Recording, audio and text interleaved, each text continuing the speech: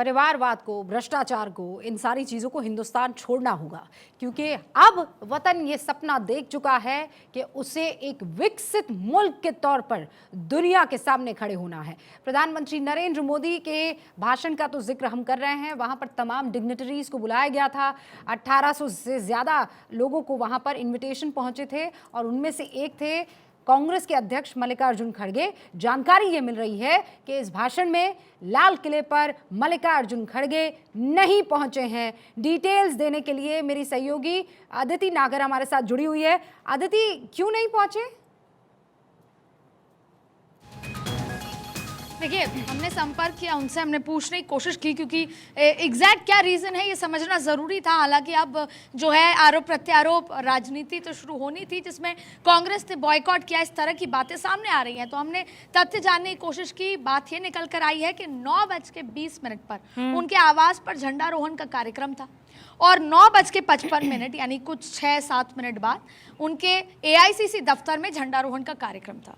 दोनों कार्यक्रमों में मल्लिकार्जुन खड़गे, जो कि पार्टी के राष्ट्रीय अध्यक्ष हैं, उनका होना था। ऐसे में मानना यह है कि अगर वो वहां जाते, जहां पर लाल किले पर जहां पर संबोधन था, वहां जाना और वहां से 9:20 तक घर वापस पहुंचना संभव नहीं था। ना तो वो ये चाहते थे कि वो भाषण के बीच में से उठ के आए, ये शायद अच्छा मैसेज नहीं जाता, समझा जा सकता है तक पहुंचना कि भाई वहां पर सारे उसके अलावा भी वो रूट्स कवर कर दिए जाते हैं। फिर एक बार आप बैठ गए हैं तो सिक्योरिटी के लिहाज से आप वो जगह छोड़ नहीं सकते हैं।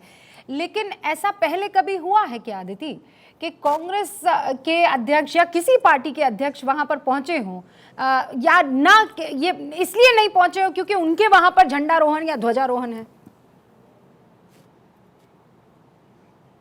देखिए, बिल्कुल ये देश का कार्यक्रम था और ये जो पर्व है जो आज हम मना रहे हैं इतने 1947 से अब तक, ये हम रोज़ मनाते हैं, रोज़ मनाना चाहिए। और आज का दिन तो मुख्य दिन है सेलिब्रेशन का, और ये स्वस्थ लोकतंत्र की कोई अच्छा एग्जाम्पल नहीं है। हालांकि हमने ये क्रॉस क्वेश्चन भी उनसे किया कि आज से पहले, तो उन्होंने पलट के कहा कि आज शाम को जो राष्ट्रपति का कार्यक्रम है उसमें मैं मौजूद रहने वाला हूँ। उसके अलावा उन्होंने ये भी कहा कि 2 घंटे धूप में बैठे रहना भी डॉक्टर्स की सलाह के लिहाज से मेरे लिए स्वास्थ्य के लिहाज से ठीक नहीं है कि मैं 2 घंटे धूप में कुर्सी पे बैठूं।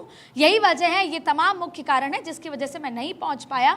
और उनका ये भी मानना था कि जो कांग्रेस के संबंधित लोग हैं, जो हमारे सूत्र हैं, उनका ये मानना था कि ये सवाल तो आप हमसे ज़रूर कर रहे हैं कि स्वस्थ लोकतंत्र में आपका वहाँ जो एब्सेंस है वो ठीक नहीं है, लेकिन वहाँ से जिस तरीके का पॉलिटिकल भाषण हुआ वो कितना ठीक है।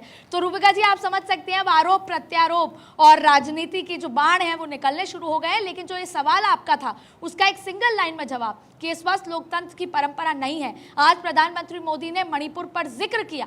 ये जो कहा जा रहा था कि प्रधानमंत्री मणिपुर पर बात नहीं कर रहे, उन्होंने 125 करोड़ जनता के सामने कहा कि लंबे समय तक हिंसा चली और उन्होंने अपील भी करी। तो तमाम उन बातों का जवाब आज दिया, उनका जिक्र किया, जिसके लिए ये सवाल उठाए जा रहे थे विपक्ष की तरफ से कि प्रधानमंत्री उस चर्चा से, उस बात से भाग रहे हैं। नहीं, लेकिन मल्लिकार्जुन खड़गे का नहीं पहुंच पाना ये ठीक नहीं है।